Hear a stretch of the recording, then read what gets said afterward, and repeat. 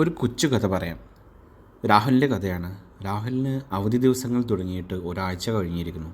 വീട്ടിൽ തന്നെ ഇരുന്ന് അവന് മടുപ്പ് പിടിച്ചിട്ടുണ്ട്.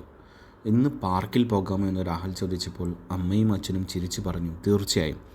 ഇന്ന് അച്ഛനും അവധി ദിവസമാണ്. അമ്മയും അച്ഛനും രാഹുലും പാർക്കിലേക്ക് പോകാൻ തയ്യാറായി. പാർക്കിലെത്തിയപ്പോൾ അതൊരു സന്തോഷ ലോകം പോലെ അവന് തോന്നി.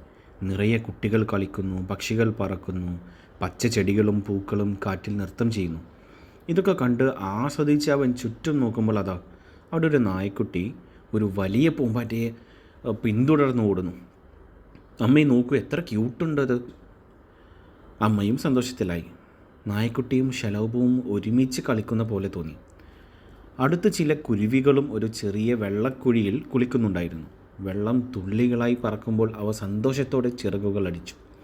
രാഹുൽ അതെല്ലാം നോക്കി നിൽക്കുമ്പോൾ ഒരു പുതിയ സുഹൃത്ത് അവനോടടുത്തു. എൻ്റെ പേര് ആര്യ എന്ന് ആ പെൺകുട്ടി പറഞ്ഞു.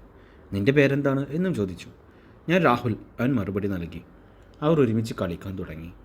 സ്ലൈഡിലും സ്വിങ്ങിലും ഒക്കെ അവർ ഒരുമിച്ച് പോയി. അപ്പോൾ ആര്യയുടെ കയ്യിലൊരു ബോൾ ഉണ്ടായിരുന്നു. അവൾ രാഹുലിനോട് ചോദിച്ചു, നമുക്ക് ബോൾ കളിക്കാം? രാഹുൽ സന്തോഷത്തോടെ തലകുനിച്ചു. അതെ, നമുക്ക് ഒരുമിച്ച് കളിക്കാം. അവർ ബോൾ പാസ് ചെയ്ത് കളിച്ചു, ചിരിച്ചു. കൂടുതൽ കുട്ടികളും അവരോടൊപ്പം ചേർന്നു. കുറച്ച് നേരത്തിന് ശേഷം പൂമ്പാറ്റയെ ഓടിച്ചു പോയ നായ്ക്കുട്ടി തളർന്ന് അവരുടെ അടുത്തെത്തി.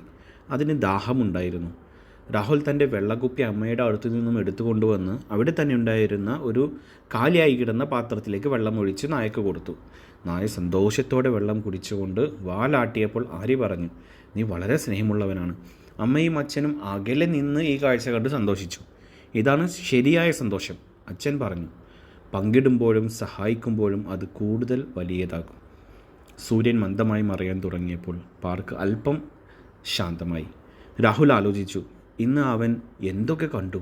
ഒരു നായയുടെ കളി, ശലഭത്തിൻ്റെ പറക്കൽ, പക്ഷികളുടെ സന്തോഷം, പുതിയ സുഹൃത്തുക്കൾ, പങ്കിടലും സ്നേഹവും ഒക്കെ അവൻ പഠിച്ചു. അവൻ ചിരിച്ചുകൊണ്ട് പറഞ്ഞു, ഇന്ന് ഏറ്റവും സന്തോഷമുള്ള ദിവസമായിരുന്നു. അമ്മ പറഞ്ഞു, ഇത്തരം ചെറിയ നിമിഷങ്ങൾ ജീവിതത്തിലുടനീളം നമ്മൾ ഓർക്കും. കഥയുടെ ചുരുക്കം ഇതാണ്: സ്നേഹവും പങ്കിടലും പ്രകൃതിയും സുഹൃത്തുക്കളും കുടുംബവും ഏതൊരു കുട്ടിയും കൊതിക്കുന്നതാണ്. നമ്മൾ പാരൻസ് അവർക്ക് കൊടുക്കേണ്ടതും ഇതുതന്നെയാണ്.